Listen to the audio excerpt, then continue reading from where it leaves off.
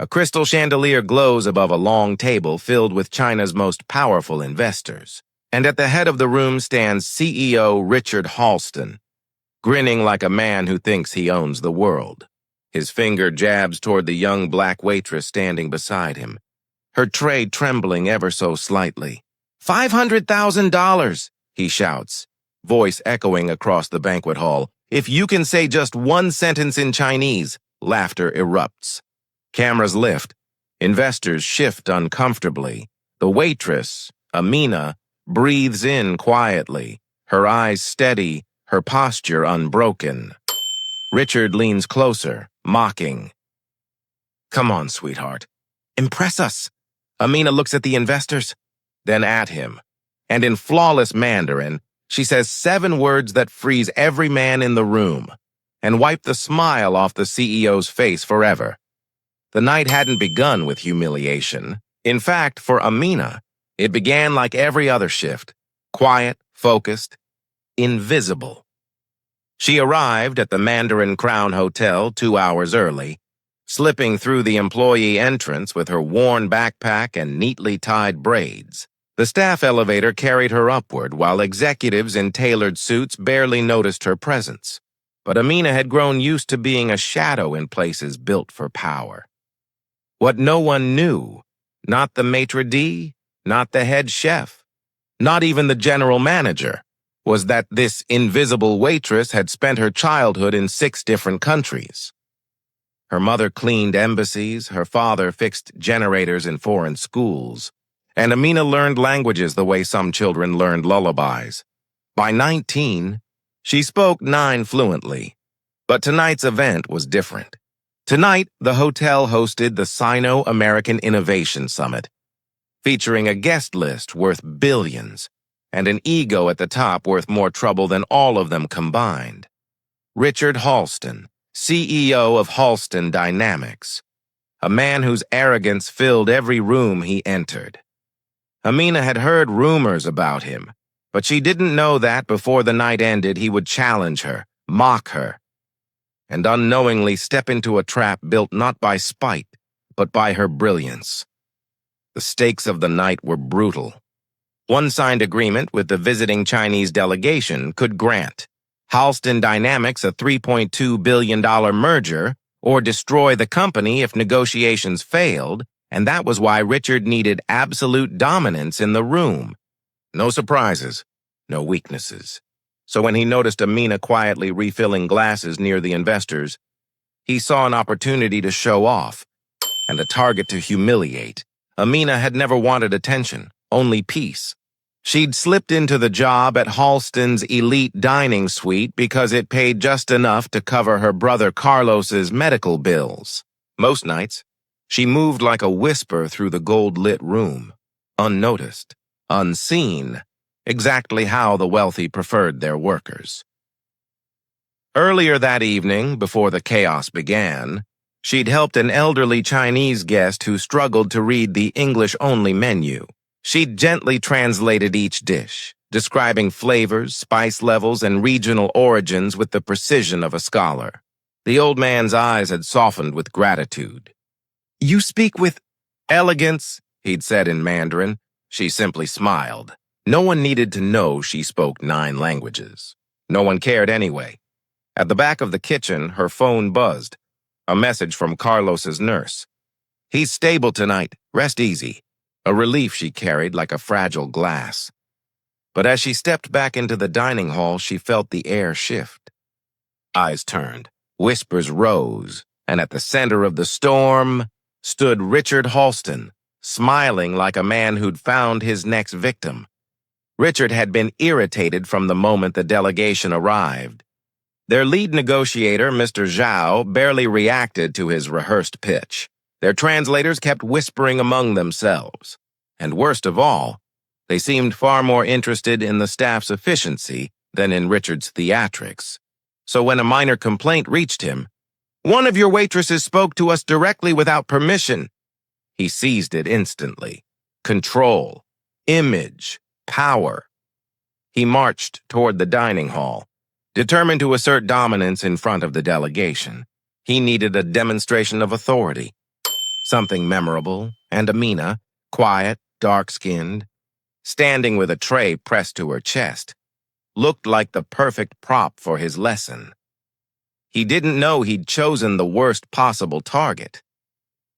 Richard stopped beside Amina, lowering his voice just enough to sound controlled, but loud enough for every investor to hear. He inspected her like defective equipment, circling, judging, letting the silence hum with humiliation. Cameras lifted. Translators paused. The room leaned in, waiting for the first strike. Patricia Langford, the VP who shadowed Richard like a loyal wolf, slid beside him, her heels slicing the silence. "Sir," she murmured loudly enough for the delegation, "this staff issue is an embarrassment." She shot Amina a cold, lingering stare. "Handle it, now. They're watching." Her nudge wasn't guidance. It was gasoline, and Richard was ready to burn someone. The dining hall, usually a sanctuary of soft jazz and low murmurs, shifted into a pressure chamber the moment Richard Halston stepped forward. The lights overhead glinted against polished glassware, but every reflection seemed to sharpen the tension instead of soften it. Amina felt it before it happened. The change in temperature, the tightening of posture around the room, the invisible spotlight crawling over her skin like frost. She kept her eyes down, her breath controlled, her tray steady. But Richard wanted an audience. "Look up," he ordered quietly, too quietly. A command dipped in acid. Amina lifted her gaze, slow, careful, taught by life to never provoke powerful men whose pride sat at the edge of a blade. Richard smiled. Not kindly, not warmly, but with the satisfaction of a man about to perform a public execution dressed as discipline. He turned his body just enough for the delegation to see his profile, chin high, shoulders squared, every movement choreographed for dominance. "Gentlemen," he announced, addressing the Chinese investors behind him, "I apologize for the interruption. We value professionalism here. I won't tolerate incompetence." Patricia folded her arms, watching Amina like prey pinned beneath a hunter's boot. A translator whispered something to Mr. Zhao, who only nodded, eyes drifting back to Amina with an expression that was unreadable, but not unkind. Richard mistook that silence as approval. "Step forward," he ordered. Amina obeyed. Her steps were small, measured, her hands trembling just slightly. Against the silver tray she clutched like a shield. Richard made a show of inspecting her uniform, pinching fabric dramatically, leaning closer than necessary, studying every crease with exaggerated focus. "Do you understand the problem?" he asked. Amina opened her mouth, but he raised a finger. "No, not yet." He walked around her, circling like a shark scenting blood in the water. The diners frozen mid-bite. Investors watching with stern eyes. Servers shrinking back into corners, silently praying she wouldn't cry or, worse, talk back. Richard loved moments like this. Moments where he was the center of gravity and everyone else orbited around his ego. He clicked his tongue, pacing. "Your job," he said slowly, "is to serve, to stay silent, to obey the system in place." His voice dropped to a whisper meant to humiliate. "You don't talk to my guests unless spoken to."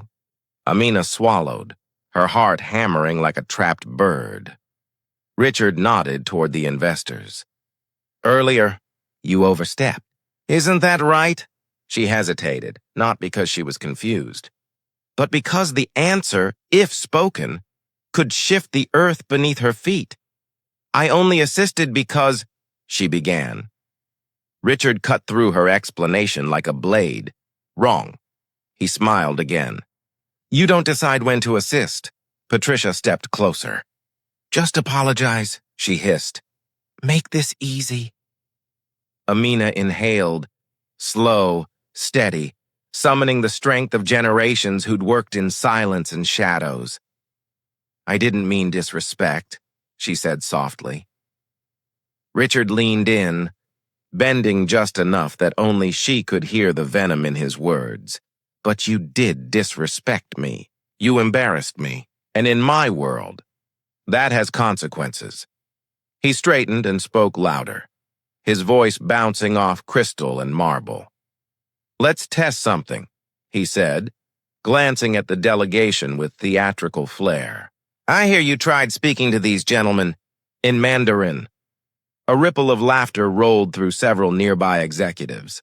Amina blinked, caught between confusion and disbelief. Richard continued, "Why don't you show us what you said? Tell our guests something." He thought she'd fumble. He thought she'd stutter. He thought he'd win. The room leaned forward, hungry for disaster. But before Amina could speak, Richard delivered the final humiliation. "If you can say even one correct sentence," he smirked, "I'll give you a $5,000 bonus. But if you can't, you're fired." Patricia's eyebrows shot up. The investors exchanged glances. Gasps flickered across tables like sparks finding oxygen. Amina froze, not because she doubted herself, but because the moment had turned into a weapon pointed directly at her livelihood. She looked at Richard, this towering monument of arrogance, and a calmness washed over her. Not fear. Not shame. Resolve. She lifted her chin, breathed in, and, "请问您是想要继续侮辱我，还是想听真相? Tell me, sir, do you intend to keep insulting me, or do you want to hear the truth?" Silence, complete, shattering, cup in midair, fork suspended, breaths stolen. Richard's smile collapsed, and every Chinese investor jolted upright, eyes widening in perfect, collective shock. Amina stood tall. The test was over, but the war had just begun. The shockwave from Amina's Mandarin sentence rippled through the room like a dropped glass. Shattering across marble, Mr. Zhao was the first to react, leaning forward, eyes bright with a mixture of curiosity and disbelief. 他的发音完全正确. Her pronunciation is perfect. Another delegate whispered, "She speaks like a native from Sichuan. How is that possible?" Richard blinked, caught between confusion and rapidly rising panic. He'd expected mispronunciation, mockery, humiliation, not flawless fluency delivered with calm precision. Patricia stepped closer to him, whispering urgently, "Sir, you need to regain control. Say something." But Richard's throat tightened. His smug grin had died, leaving only raw, exposed pride. Amina lowered the tray slowly, her voice steady as she looked Richard dead in the eyes. "You wanted a sentence," she said in perfect Mandarin again. "Would you like another?"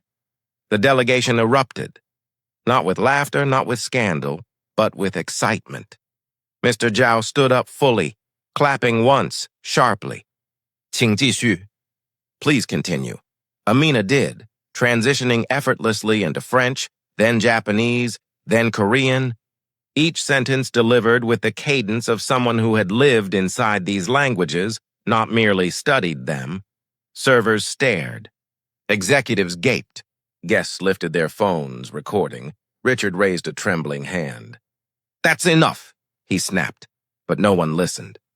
For the first time in his own dining hall, Richard Halston was no longer the most powerful voice in the room, and everyone knew it.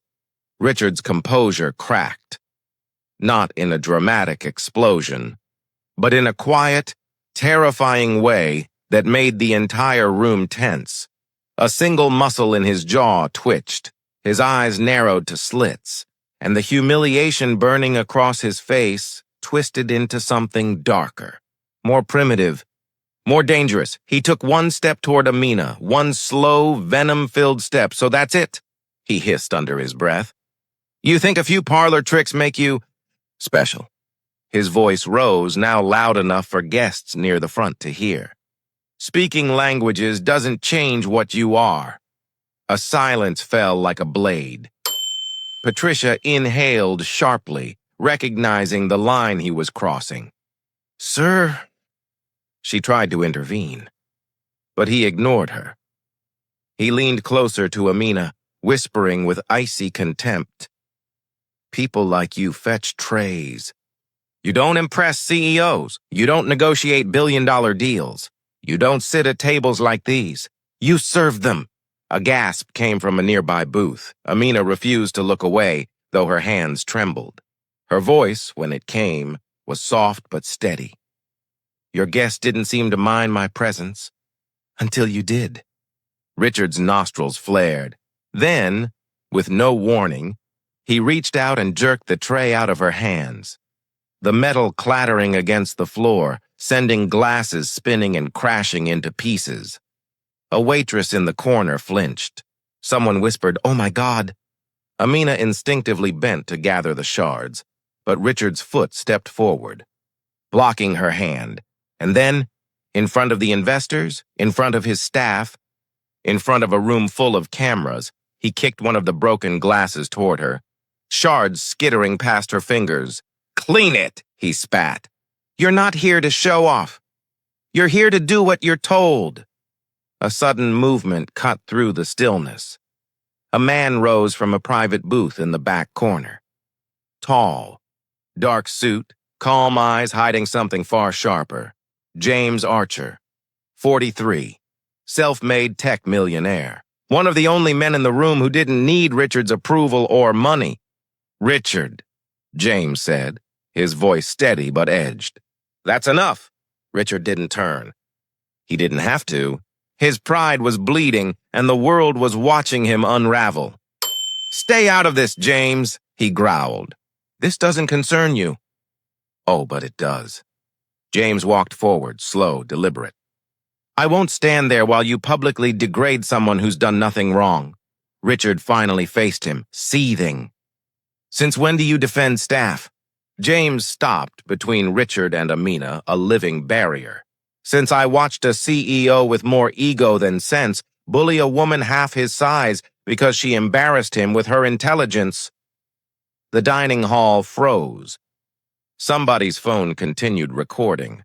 Quietly, steadily, James turned to Amina. "Are you hurt?" She shook her head, though her eyes betrayed how deeply shaken she was. Richard scoffed. "Oh, please." "She's fine. She just needs to remember her place." James looked back at him. "Maybe it's you," he said quietly, "who needs to remember yours." And the room erupted in whispers, because the balance of power had just shifted.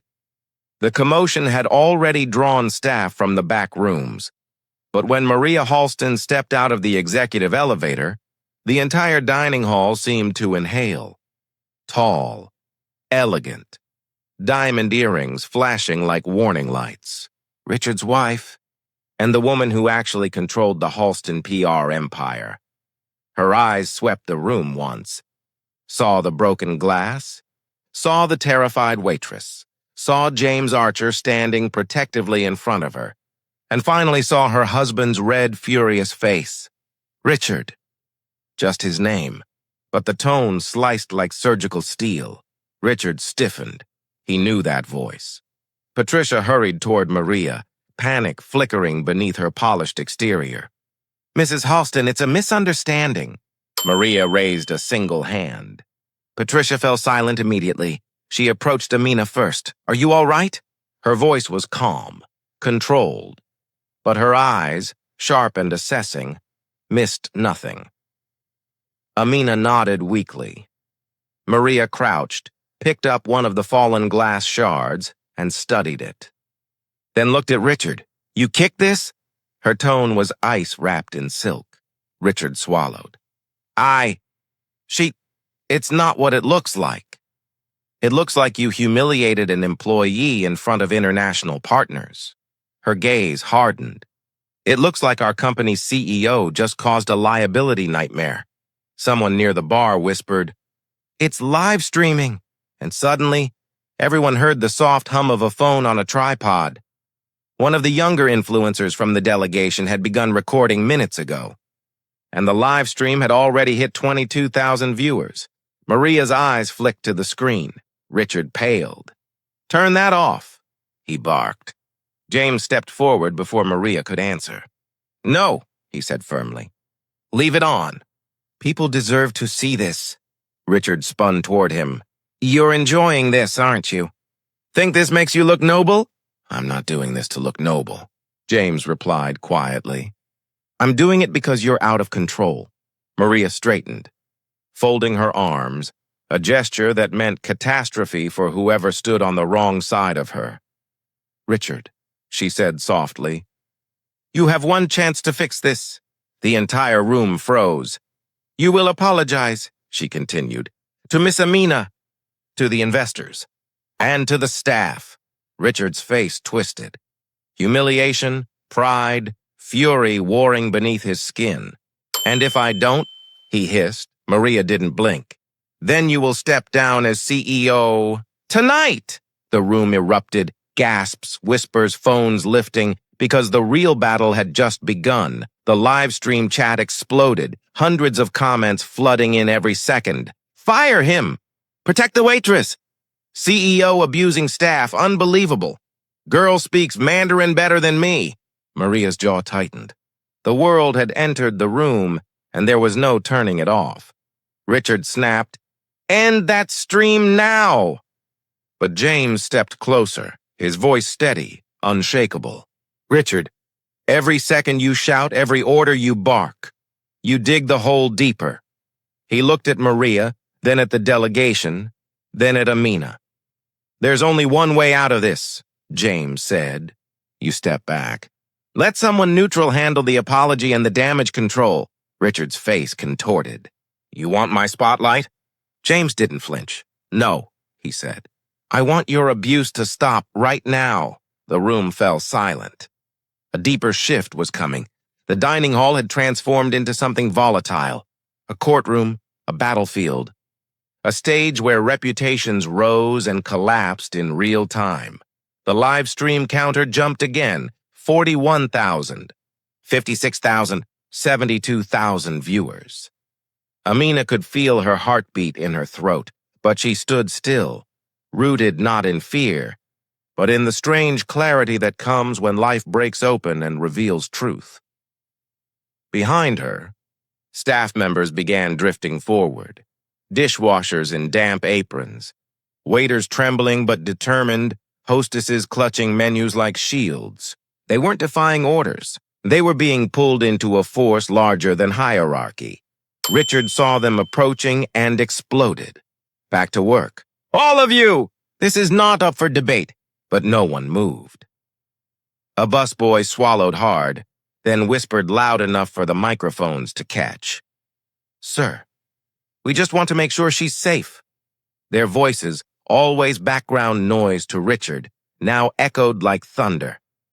Patricia stepped forward, trying to rebuild order. Everyone stepped back. "You're escalating an HR matter." One of the waitresses shook her head. "It's not HR anymore. It's who we are and how we're treated." Another worker chimed in, his voice breaking. "Last week, you yelled at Maya until she cried in the freezer. And you pushed Darius against the counter. And you told Nina she wasn't polished enough for upstairs clientele." The room shifted again. The power that had always flowed in one direction was turning. Richard's face flushed crimson. "None of this is relevant. This is my building." Maria cut him off, voice calm. "I see. If you say my one more time, Richard, you will not finish this sentence with your job intact." Gasps. A ripple of fear and giddy disbelief. The camera angle shifted slightly. The influencer holding the phone had zoomed in on Richard's shaking hands. Mr. Zhao whispered to his translator, "The staff is speaking truth. They are frightened." The translator nodded solemnly. "It shows the environment." Richard saw their exchange and panic sharpened into something uglier. "You don't understand," he snapped at the delegation. This waitress, she's manipulating the situation. She's trying to make me look like a villain. James stepped in again. No, Richard. You did that by yourself. Richard turned on him, rage breaking loose. You always hated me. You're jealous that I built something real. James didn't raise his voice. He didn't need to. He only said, I'm not jealous. I'm disappointed. It hit harder than any scream. Maria exhaled slowly, already processing the devastation she'd have to repair. Richard, for once, stop talking. You're only hurting yourself. But he couldn't. He surged forward again, pointing at Amina. She started this. She thinks because she knows a few foreign words. A booming voice cut him off. Ta dong de bu shi ji ju. She doesn't know a few. The entire delegation turned. It was the elder Chinese guest whom Amina had helped earlier. The quiet man with kind eyes and gentle posture. He walked forward with surprising authority, addressing the room in perfect English. She is not showing off. She is showing what you failed to see. He faced Richard directly. She is more educated, more cultured, and more dignified than you have shown yourself to be tonight. A collective shock rippled through the hall. The balance of power, it didn't shift. It collapsed. The restaurant lights dimmed slightly as the evening rush settled. But the tension at table 19 only grew sharper, so sharp it felt like it could cut through the linen napkins. All eyes were still fixed on Evelyn, the black waitress who had just stunned the CEO and his entire entourage by speaking flawless Mandarin. And then flawless Shanghainese. And then a third dialect none of them even recognized. But the real shock hadn't arrived yet. Mr. Dalton, the CEO who had loudly bet $500,000 that she couldn't order a cup of tea in Chinese, sat frozen. His jaw clenched so hard the muscles in his face trembled. His pride, his ego, his reputation, all cracking like thin porcelain. His investors whispered urgently. Did she really say that name? Impossible. Only native scholars know that dialect. She just corrected the professor's translation. I heard it. Even the professor, brought in to mock her, had fallen silent. Evelyn stood calm, unshaken. The room buzzed around her like static electricity ready to burst. Dalton finally rose. You tricked me, he stammered. Evelyn didn't blink. I spoke. You assumed. There's a difference. Gasps rippled. But instead of backing down, Evelyn reached into her apron pocket and placed 3 business cards on Dalton's table, each one written in a different language, English, Chinese, French. Dalton frowned. What is this supposed to mean? Before Evelyn could answer, one of the investors leaned forward, eyes wide. She didn't just translate the menu, he whispered. She corrected the original calligraphy hanging on your headquarters lobby wall. The one your father claimed was authentic. Dalton stiffened. Evelyn's voice softened. But the truth hit harder than any shove or insult ever could.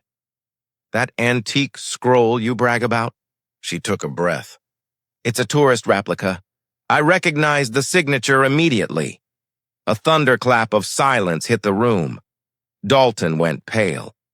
The investors turned slowly toward him, eyes sharp, questions sharpening even more. And just like that, the bet, the humiliation, the arrogance, all began collapsing around him.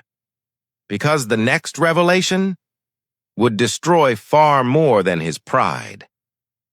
Dalton's fingers hovered over the 3 business cards Evelyn had placed before him, as if touching them might trigger a trap. His throat bobbed as he swallowed, slow, tight, painfully audible in the dead-silent dining hall. Explain, he rasped. Evelyn didn't move closer. She didn't need to. Your father's scroll, she said, her voice steady and painfully gentle, is signed by Yu Ming Xuan, except the real calligrapher died in 1971. Dalton blinked fast.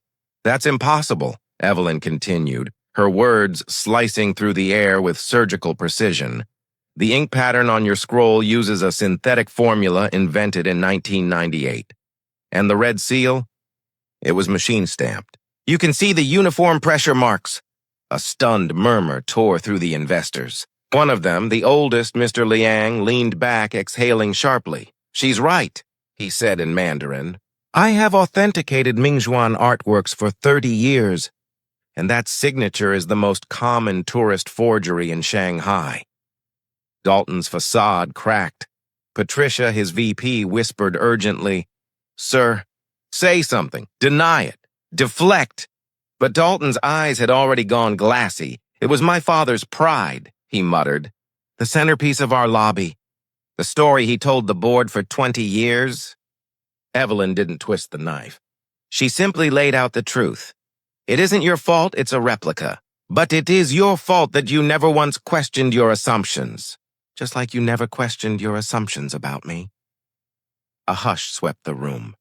Mr. Liang leaned forward, studying Evelyn with the same intensity he'd once used to examine priceless scrolls.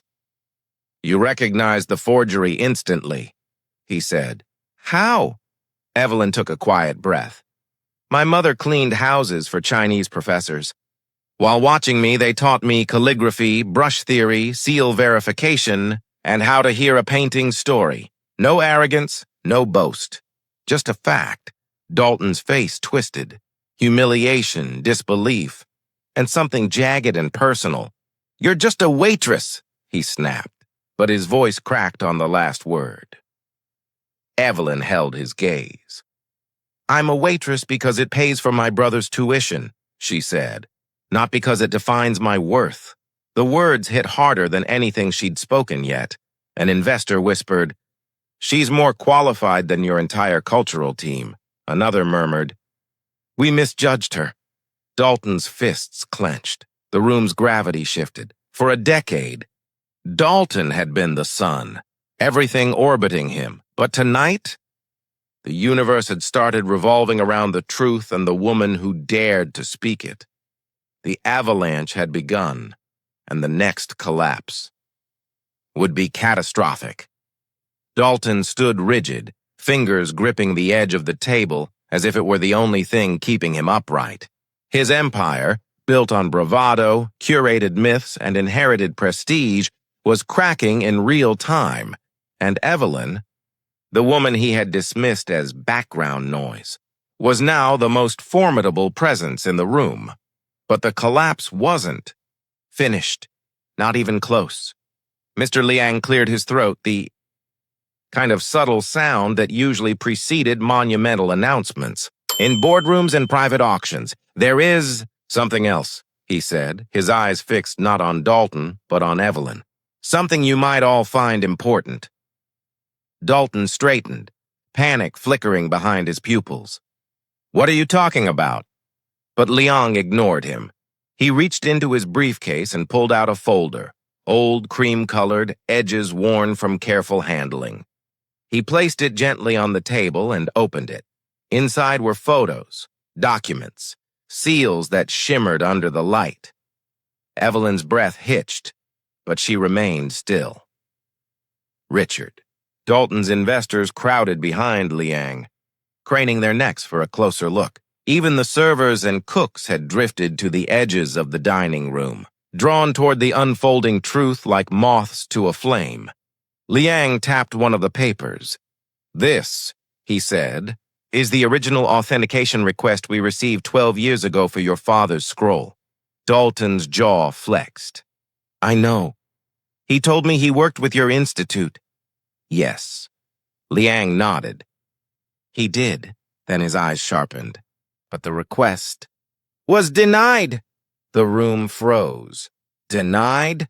Dalton blinked rapidly. "That's not possible." He said, "He lied," Liang said. Not cruel, but direct. He knew it was a forgery.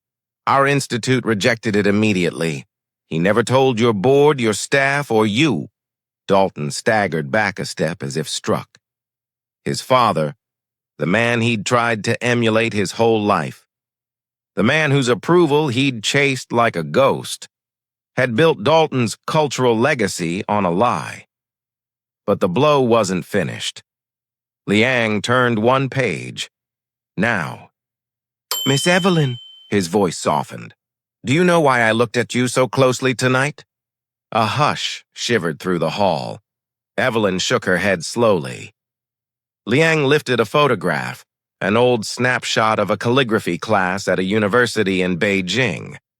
In the corner of the image stood a younger man, a man with deep dimples and a familiar smile. My former colleague, Liang said softly. Professor Gabriel Moreau. Evelyn's eyes widened. That's my mother's teacher. Yes, Liang replied. And your mother was his most gifted student. He turned another page. Your name appeared in his notes. He wrote about you often. Evelyn's hand flew to her mouth. My mother? She whispered. She never told me. Dalton stared in disbelief. Who the hell is Professor Moreau? Liang raised an eyebrow. Only one of the world's leading experts in Chinese calligraphy and dialectal transition theory, he said, and the man who trained many of the top authenticators in Asia. Gasps rippled through the investors. Liang looked back at Evelyn. You didn't learn these languages by accident, he said. You inherited a legacy Dalton had just kicked, insulted, and tried to humiliate. Dalton's face drained of color. So, what are you saying? He whispered. Liang closed the folder with reverence. I am saying, he answered, that the woman you tried to belittle tonight is almost certainly more qualified than anyone on your cultural authenticity team, and possibly more qualified than you to run your international division. The dining hall erupted, not with noise, but with stunned, electric silence. Dalton, the man who had wagered $500,000 on her incompetence, had just been revealed as the least knowledgeable person in the room.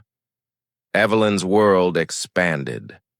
Dalton's world collapsed, and the truth had only just begun to speak.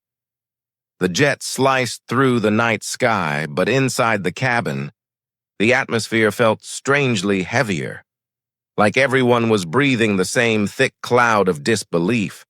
What had started as a cruel bet was now unraveling into something far more explosive. Layla sat in her seat, her hands trembling slightly, trying to process the chaos she'd just survived. A waitress mocked, challenged, humiliated, and then suddenly revealed to be a linguistic prodigy.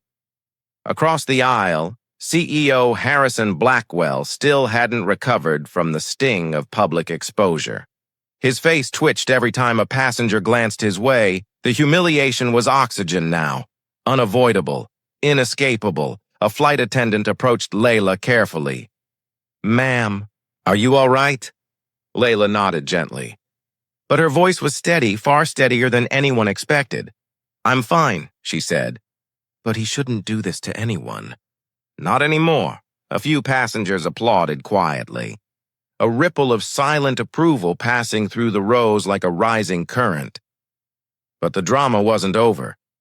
Not even close. Because in the jump seat near the cockpit, the millionaire, Alexander Reed, was dialing a number with urgency carved into his face.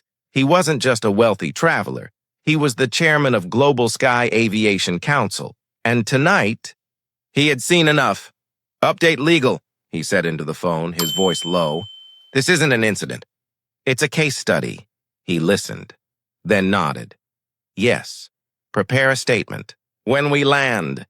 He ended the call. But his expression, it wasn't anger, it was resolve. The kind of resolve that could move mountains or destroy empires. Passengers whispered, is he going to sue the CEO? Is he going to help the waitress? What happens now? The speculation grew as the minutes ticked by. Then came the turbulence, not from the air outside, but from the intercom. Ladies and gentlemen, the captain announced, we've been contacted by ground control. Please remain seated. The crew froze. Ground control? Mid-flight? That only happened when something serious was unfolding on the ground. And something was, because Alexander, Reed wasn't the only heavyweight watching the live feed. He wasn't the only one recording statements. He wasn't the only one appalled by the CEO's behavior. 3 investors, who held voting power in Blackwell's company, were in the airport lounge when the clip began circulating. Within minutes, it went viral inside the corporate Slack channels. Blackwell humiliates service worker on live flight. CEO caught betting $500K on racist stunt. The board wasn't simply angry, they were ready. By the time the plane began descent, Reed had already sent documents to all relevant parties. Internal inquiry, shareholder alert, mandatory ethics review, emergency board meeting, temporary CEO suspension, and then the kicker. Recommendation for permanent removal based on behavior inconsistent with corporate leadership standards. The cabin lights dimmed as the landing gear engaged. Passengers gripped their armrests, not because the landing worried them, but because they could feel something monumental waiting on the ground. Layla closed her eyes briefly. She didn't seek revenge. She didn't want media attention. She wanted fairness, but fairness, tonight, was arriving like a storm. The plane touched down with a soft jolt. Phones vibrated instantly. Notifications exploded. Worldwide trending tags appeared within seconds. Language genius, warm service worker justice, he exposed Blackwell, respect. Everyone, Alexander unbuckled his seatbelt, walked straight to Layla, and knelt beside her seat. Whatever happens next, he said softly, you won't be standing alone. Layla blinked in surprise. You don't even know me. He shook his head. No, but I know injustice when I see it. And I know talent when I hear it. He handed her a card. White, embossed, heavy, unmistakably powerful. Global Sky Linguistics Division, it read. Lead Cultural Intelligence Analyst, position reserved. She stared at it, then at him, but I'm just a waitress, he smiled gently. Not anymore. Behind them, CEO Blackwell stood frozen, surrounded by airport security, board representatives, and flashing cameras.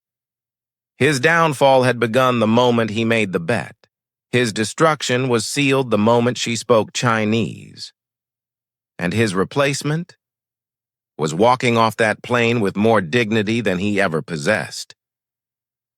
The airport terminal erupted long before Layla stepped off the jet bridge. Screens in every direction flashed the same headline.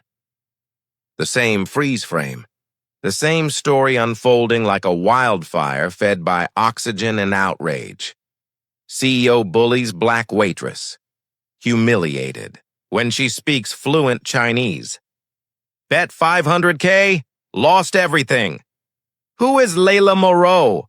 Crowds parted as passengers streamed out, some pointing, others whispering, a few even clapping quietly at Layla as she passed. She felt her breath catch in her chest. Not out of fear, but disbelief. Everything had changed in 3 hours. Security formed a protective corridor around her, instructed directly by Alexander Reed. He stayed close but didn't overshadow her. He simply walked at her pace, letting the cameras capture her strength, not his presence. But behind them, a small storm gathered around the man who once believed himself untouchable. CEO Harrison Blackwell stepped into the terminal to a wall of flashing lenses and shouted questions. Mr. Blackwell, do you deny the allegations? Is it true you insulted her race? Did you really bet $500,000 on her failure? Are the investors calling for your resignation? Is the board voting tonight? Each question struck him like hailstones. He raised a hand to shield his face, but there was no shelter. Not tonight. A reporter thrust a mic forward. Blackwell, comment on the leaked documents. Why did the board suspend you mid-flight? Before he could answer, a corporate liaison stepped in with a cold, rehearsed statement. Mr. Blackwell's travel privileges have been revoked. He will comply with the board's emergency review. No further comments. The humiliation was surgical, public, irreversible, and the cameras caught every second. Across the terminal, Layla stood near a quiet seating area as Alexander handed her a warm bottle of water. "You're overwhelmed," he murmured. "It's normal," she exhaled shakily. "I didn't want this," she whispered. "I never asked for chaos." "No," he replied softly. "But you earned justice." "And justice rarely arrives quietly." Her phone buzzed again and again until it vibrated constantly in her palm. Messages from coworkers, regular passengers, her landlord, people she hadn't heard from in years, and then a notification that caused her breath to stop. Global Sky Airlines. Official statement. She tapped it open. The company had issued a full public apology to her. They condemned Blackwell's behavior. They pledged new anti-bias and cultural competency training. They offered to pay for her to finish any linguistic or academic program of her choice. But the final line made her eyes sting. "We are in discussions to bring Miss Layla Moreau on board in an executive cultural role. Effective immediately." Her knees weakened. Alexander steadied her gently. "You deserve this," he said, "but what about my job?" She whispered. "My tips? My rent? My brother?" He shook his head. "No, you're thinking too small now. Your future isn't table service anymore. It's boardrooms." The terminal lights reflected in her eyes, not as fear anymore, but as possibility. Behind them, Blackwell was escorted through another exit, not to applause, but to jeers, flashing cameras, and corporate handlers who no longer bowed to him. His downfall was complete. Layla's ascent had begun, and the world, it was only just beginning to learn her name. The fallout did not begin slowly. It detonated. By the time Layla reached the airport's secure executive lounge, escorted by Global Sky personnel and a visibly conflicted public relations officer, the story had already crossed oceans. What had begun as a shaky, accidental live stream was now on nearly every major international network. BBC Breaking News CNN, Alert South China, Morning Post, Al Jazeera. Headlines, Le Monde Flash, Weibo Top 3, trending tags. Every outlet burned with the same viral image. Blackwell lunging forward, face contorted with rage. As Layla calmly delivered a sentence in flawless Mandarin, public opinion wasn't split. It was a tsunami, and it carried one demand: remove him. The investor firestorm in the Manhattan headquarters of Blackwell Aerodyne. Something unprecedented unfolded. The Investor Emergency Council, a group that, normally convened only for mergers or death of a CEO, met in a glass-walled boardroom overlooking the city. Their expressions were stone, their voices low, controlled, deadly. "It is catastrophic," one investor murmured, sliding a tablet across the table. On the screen, over 22 million views on the raw live stream. Blackwell trending as #1 global villain. 3 boycotts forming in real time. "Stock has fallen 12% in 2 hours, another said, and projected to fall another 9 by morning.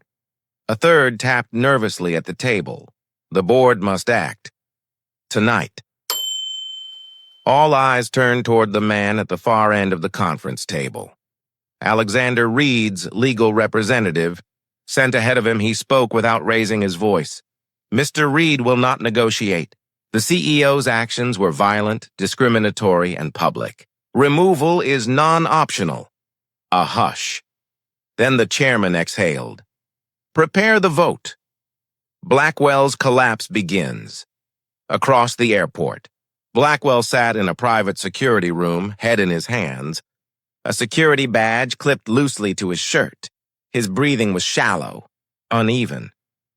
He wasn't worried about dignity. He had lost that before the plane even landed. He wasn't worried about his job. He knew that was gone. What terrified him now was everything else, because the airline's general counsel entered with a folder thick enough to crush what remained of his composure. "Mr. Blackwell," she said flatly, "as of this moment, you are suspended from all duties. Your security credentials are revoked. Your corporate access codes have been reset." He stared at her. "That's not legal. The board hasn't voted." "They're voting now." The color bled from his face. "And," she continued, sliding a document forward, "you are hereby notified of pending litigation." "Litigation?" he stammered. "For discrimination, workplace harassment, endangerment, and reputational damage exceeding 8 figures." He swallowed hard. "And the waitress, Layla, what's she doing? Talking to reporters?" "No," the lawyer said. "She refused every interview." Blackwell blinked. "Then what? What does she want?" The lawyer fixed him with a look colder than any courtroom. "Nothing. And that is what makes this worse. She didn't come for you. You went after her." His chest tightened. He leaned back against the chair, defeated. "She destroyed me," he whispered. "No," the lawyer corrected. "You destroyed yourself." She simply revealed the truth. Leela's world expands in the executive lounge. Layla sat beside a window overlooking the runway, the lights shimmering against her reflection. Her phone buzzed with messages from her mother, who had been watching live coverage, sobbing with pride and fear. Her younger brother, Mateo, sent her a voice note. "Layla, everyone at school saw the video. You're a hero. You changed everything." For the first time since the ordeal began, Layla's breath hitched. A hero? She'd never even dreamed of such a thing. To her, she'd merely defended herself, spoken her truth, refused humiliation. But the world saw more. Alexander approached quietly, respecting the space she needed. "Your former employer just issued a full public apology," he said. She looked up. "Former?" she repeated softly. He nodded. "You will never have to carry a tray for someone like him ever again." She swallowed, the weight of the moment landing in her chest. "What if I don't want the spotlight?" she murmured. "Then don't take it," he said gently. "You're not obligated to be a symbol, but you are entitled to rise." Her eyes glistened.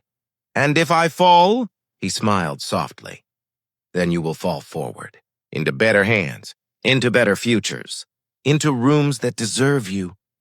Something inside her steadied. For the first time in her life, she felt the door of possibility creak open. The board. Vote at 11:42 p.m. The board submitted the count. It took 14 minutes for the results to reach the airport. Blackwell was staring blankly at the wall when the security chief entered. "It's done," he said. "Unanimous." Blackwell didn't respond. He simply closed his eyes. The empire, he believed, was untouchable. Had just cut him out without hesitation. He wasn't a CEO anymore. He was a headline, a cautionary tale, a collapsed monument, a new path. At midnight, Alexander walked back to Layla. He held a single envelope. "This," he said, "is the updated contract, executive position, travel stipend, tuition for any school in the world, and full relocation assistance for your family." She stared at the envelope like it was a living thing. "Why me?" she whispered. He answered without hesitation. "Because you're exceptional. And because you changed an industry tonight simply by being yourself." Layla inhaled deeply. And for the first time in a very long time, she felt ready to rise, ready to step forward, ready to let the world see who she had always been. The courthouse steps were flooded with reporters, their cameras flashing in a frantic staccato as Harrison Blackwell exited the armored transport van. His wrists were bound. His posture was broken, and for the first time in his highly protected corporate life, there was no entourage to shield him, only consequences.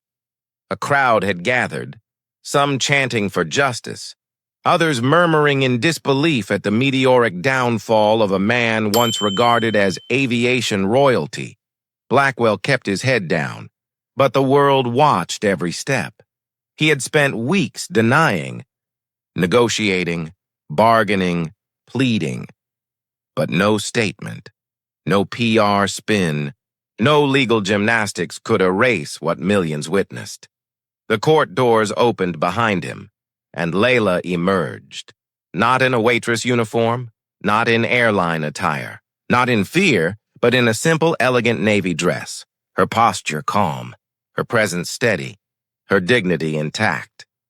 Alexander Reed walked beside her, not as a savior, not as a symbol, but as someone who respected her voice enough to let her lead. The courtroom hushed instantly when Judge Ramos took her seat. "Mr. Blackwell," she began, her tone firm, "this court has reviewed the evidence, the live stream, the testimonies, and the statements from your board and staff." Blackwell swallowed hard. "Your actions were discriminatory, violent, reckless, and unbecoming of any leader, let alone one responsible for thousands of employees." His attorney shifted nervously.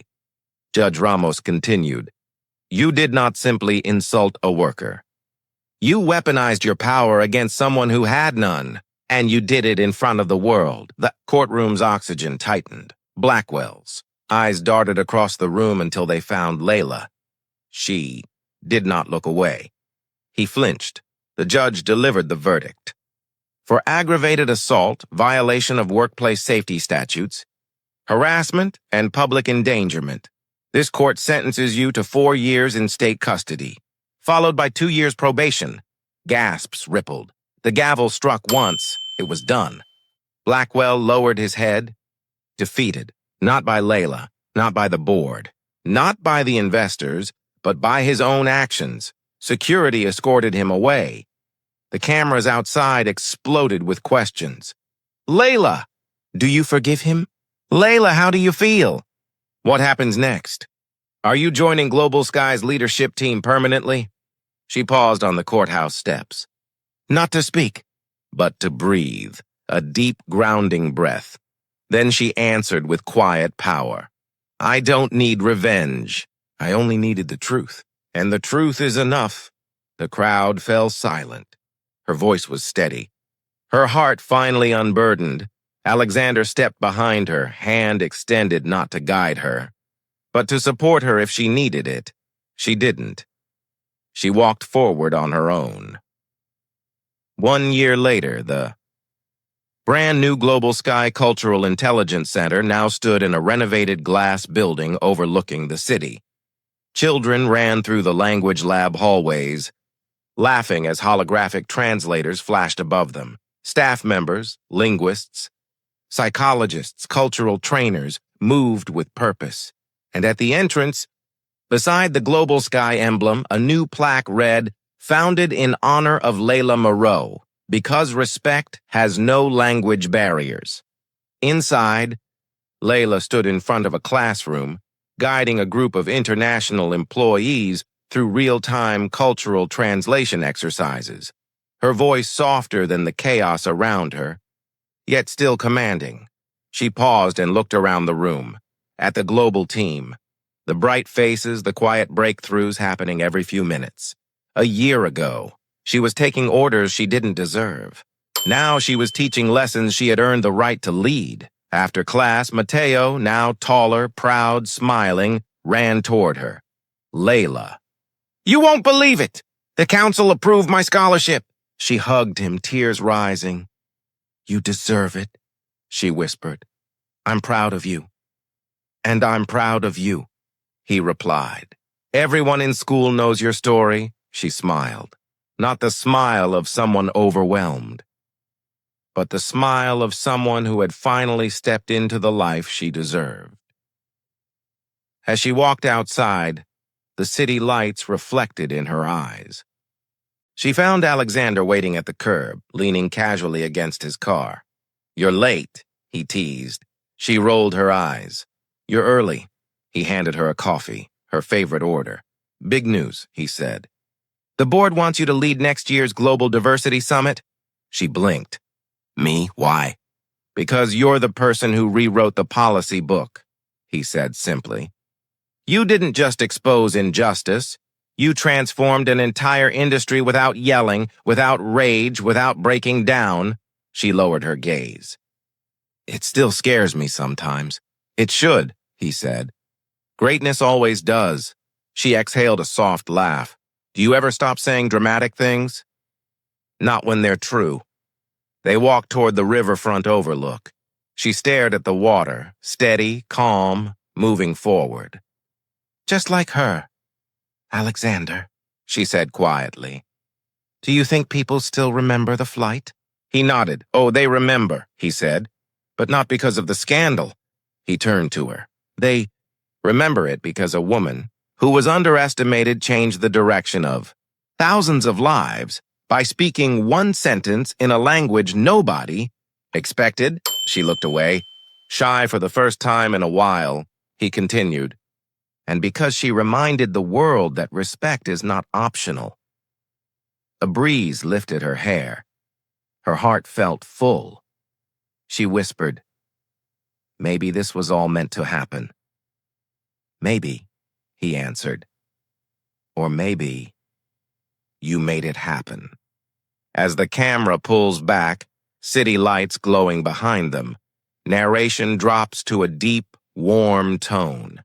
In a world where power is often misused and voices like Layla's go unheard, remember this, courage doesn't always roar. Sometimes it simply speaks the truth, in the language of dignity. Pause. And if you believe stories like this deserve to be told, hit subscribe. Because the next story we share might change someone's life.